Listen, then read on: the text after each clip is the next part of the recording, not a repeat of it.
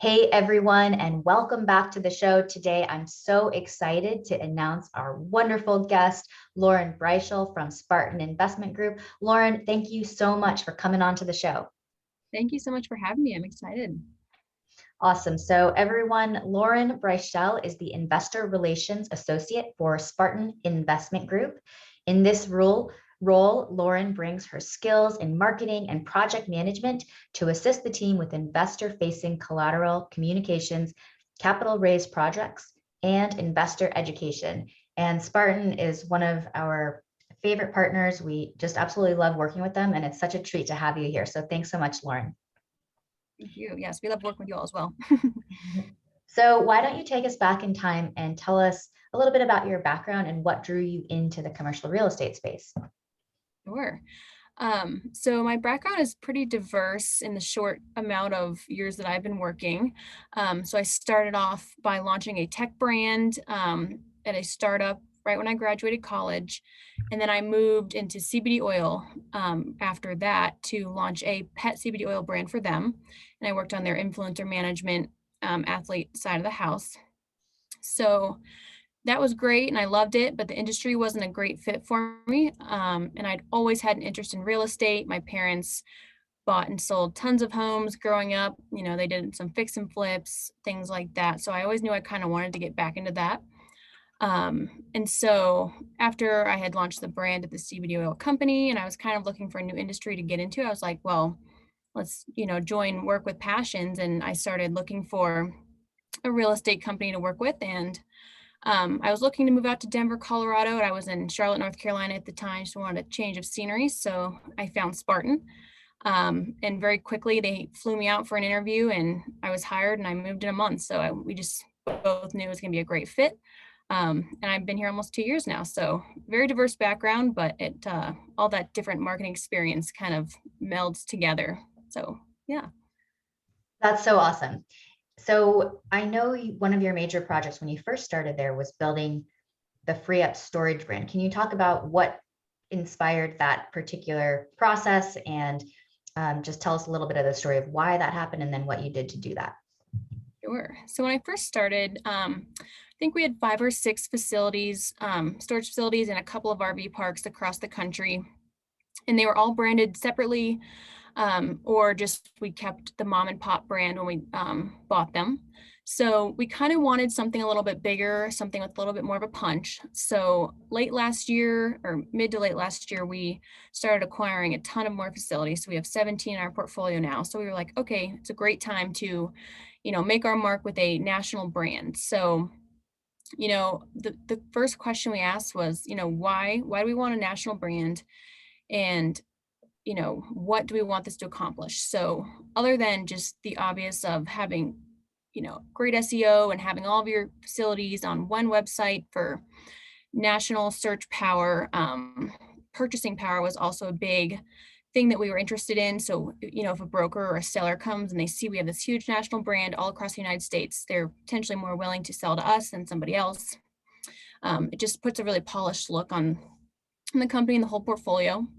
So that's where Free Up Storage was born out of. And we wanted brand consistency everywhere across the portfolio. We wanted a customer to have the same experience at every facility, no matter if they walked into a Colorado facility or an Arkansas facility. We want all the offices to look the same, all of the marketing materials to be consistent. So we put that all into motion in Q1 of 2021 officially. And now we have, Free Up Storage Management Group essentially. So it is an in-house management group, but there's all sorts of corporate brand standards and training and for all of our property managers that are all across the country. So it's really just solidified and made our whole entire portfolio consistent. Okay, well, I want to dig into all those details. First, can I ask a question? Does the free up storage brand, I know that one of the strategies that you're looking at is to sell all of your assets at once to an institutional buyer. So does the free up storage brand assist with that goal? Absolutely. Yep. So it just makes it a little easier on the potential buyer to have everything already consistent throughout, paint colors will be consistent and office finishes will be consistent. So yes. Okay, great. So I'd love to know what it actually took to launch the Free Up Storage brand. Like for you, what were your day-to-day responsibilities like? What were your project timelines look like? How long did it actually take you to do this overhaul? Sure. I think it took 6 to 8 months in, from the day we started talking about it to the launch of the website. So we started with really digging deep into the culture and the vision that we had for the brand that would still tie in with Spartan Investment Group's brand. So we did a lot of internal kind of questionnaires and personality, sort of quizzes to really dig deep into, okay, what do we want the mission, vision, values to be? What value do we want to be bringing our customers, our property managers? Again, what is our why? Finding that why. So our executive team did a lot of deeping, deep, digging deeper. Sorry, that was hard. To figure out that to begin with. And then we started looking into colors and fonts of our logos and what we kind of wanted to embody in that logo. And a lot actually went into that, more than I ever would have thought. Color personality tests and what certain colors mean, in your brain without even thinking about it. What kind of fonts kind of match the vibe and the message that we want to move forward with. So that took probably 3 months out of the whole process to kind of get that brand, style guide, those colors, that logo together. Um, and then from And there, just I wanted to see if you could expand on something you mentioned there. I know that you guys have an amazing company culture. So the mission, vision, values with Free Up, is that the same for Spartan? it's a little bit different. So we are still tweaking that a little bit as we speak.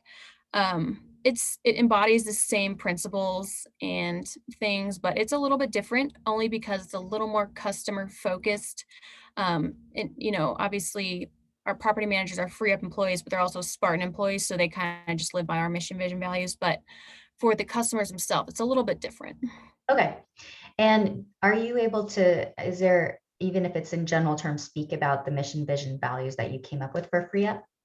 Sure. So kind of generally, our whole, process behind it and our, hope for the brand is that customers will get the best top-notch experience at our facilities. They will have the nicest managers who will always respond to their phone calls and emails, be educated enough to answer all of their questions, take care of them, and any need that they could possibly have, just go above and beyond. Um, so that's kind of in a nutshell what we're going for. Okay, awesome. So sorry, I didn't mean to interrupt you. You were talking about how you actually executed this transition. Sure. Yep. So after we figured out the branding part, we started working on the website, which took, the next 5 months to actually execute. So we really wanted to focus on making it super, super easy for the customer to be able to book online, to be able to find the pages that they need to find, to make the website a little more educational potentially than others. So having a unit sizing guide on the website, if they're, like what kind of, what size unit do I need? I have X amount of things. Having blogs on there for storage tips, having kind of a state by state way to search for a storage unit. And then, like I said, having the pricing just be right up front. So there's no kind of back end extra fees that are hidden or anything like that. So our number one goal was, easy to kind of look around and book your unit. So Okay, cool. And were you essentially like the UX designer? Did you hire like a whole website team? sure. Yep, we hired that out. Our website is pretty intricate and it has a lot of great tech features to it.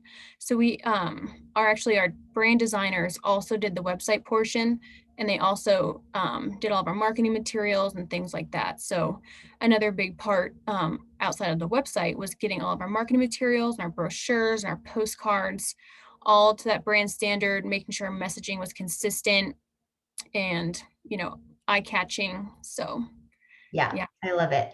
And just to circle back to something you mentioned earlier about the colors, do you happen to remember what colors you chose and why you chose those colors?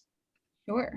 So we chose a navy blue similar to our Spartan color, and we chose red as it's really just eye-catching.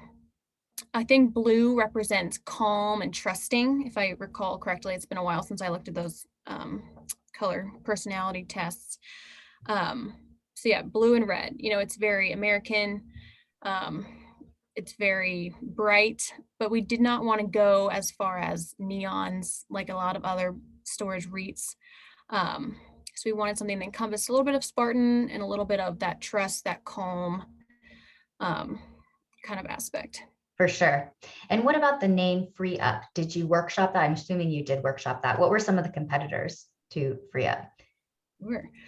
Gosh, that is a great question. I'm not even sure what our other contenders were, but we went through a list of probably 50 names that between our team and some of our investors that we've kind of talked with and our designers came up with. So there was a lot of back and forth on what it should be named and why, and if it makes sense. If someone just says free up, well, that doesn't necessarily mean storage. So we have a storage box in our logo to kind of make that a little bit more clear.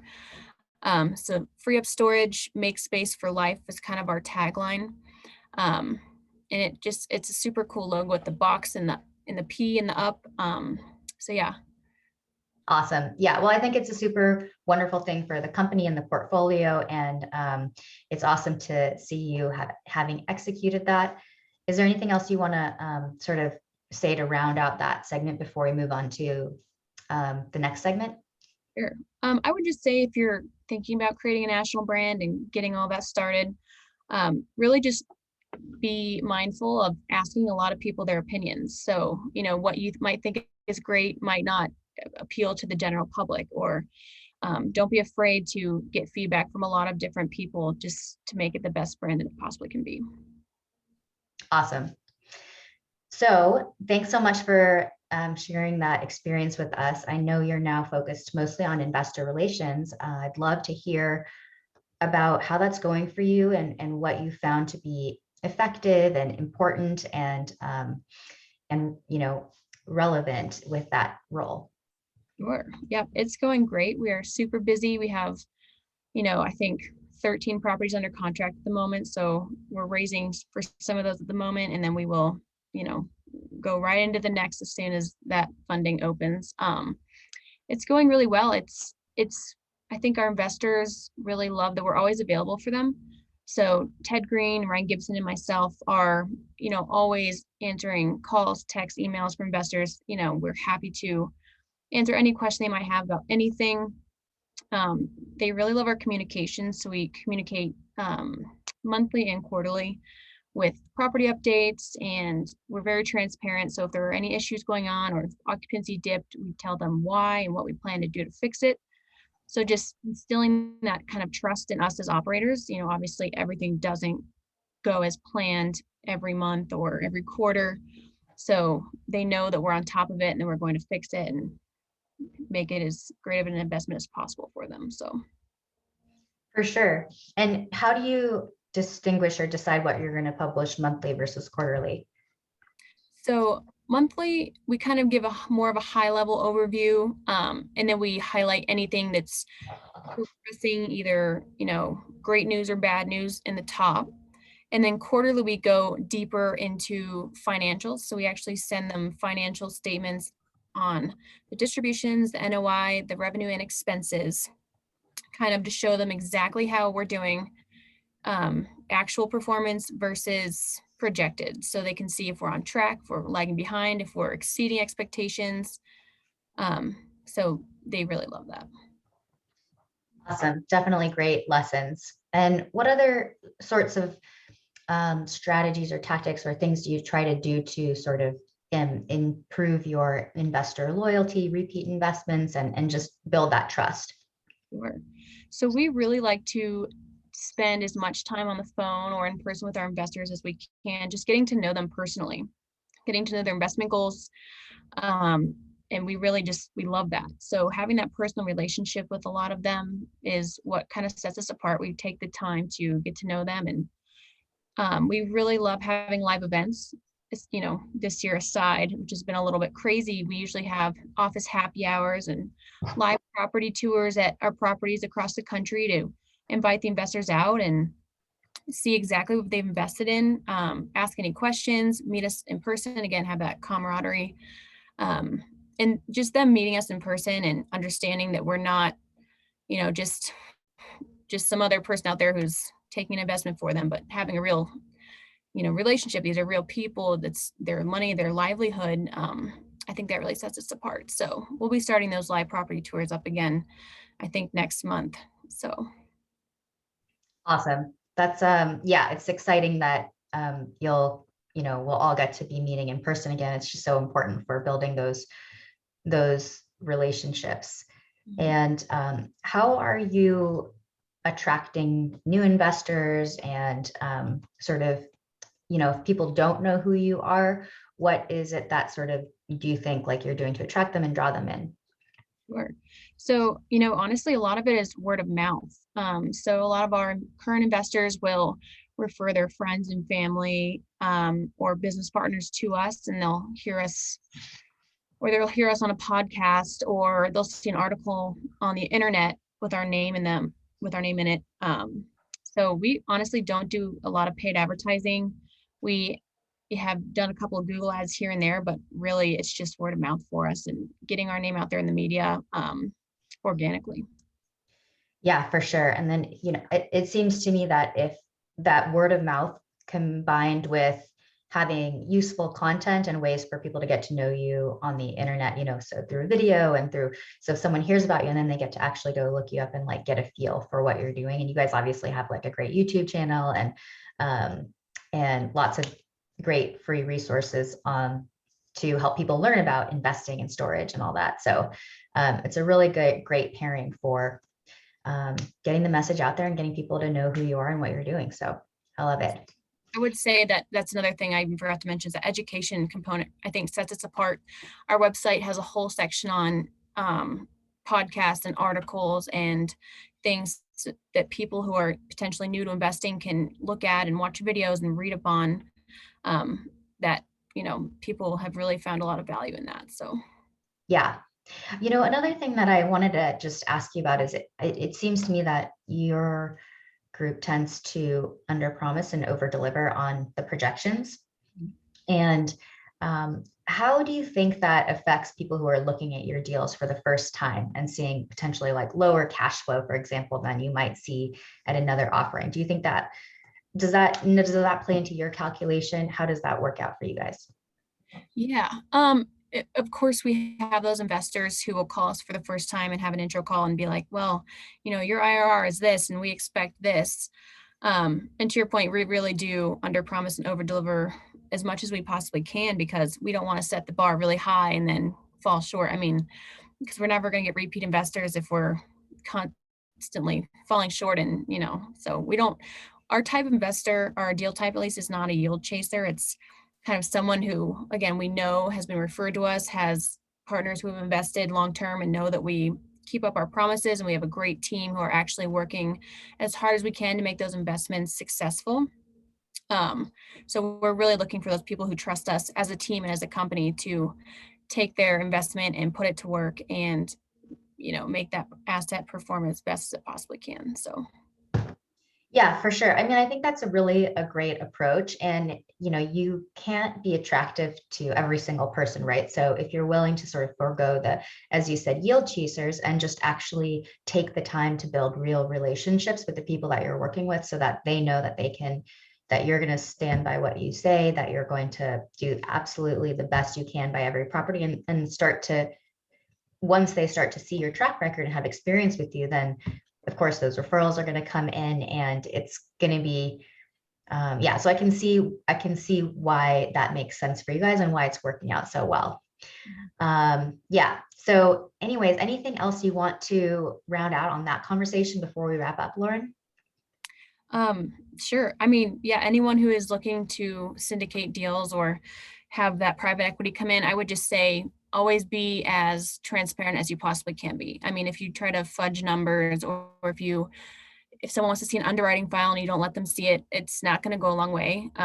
Just be as buttoned up and transparent as you possibly can. Whether it's not the answer you want to give, you should give it anyways, because it's going to be better for you in the long run. So Yeah, I think that's great advice. And it's also something that I really appreciate about you guys is that you share your underwriting file, and it's really easy to you know, have information from your deals. It's just not something that you see a lot. And I really, really appreciate it. And it's yeah, it's a testament to how much you care about having like a honest and open relationship with your investors. So thank you so much, Lauren, for coming on the show. Please take a moment to share with the listeners how they can get in touch with you, how they can learn more about what you're doing, and anything else you'd like to share. sure. Our website is spartan-investors.com. And my personal email is lauren@spartan-investors.com. So that is the best way to get in touch with me. And thank you so much again for having me on today. It was great to chat with you. Yeah, great to chat with you too, Lauren. Thanks, and we'll see you next time. Sounds good. Thank you.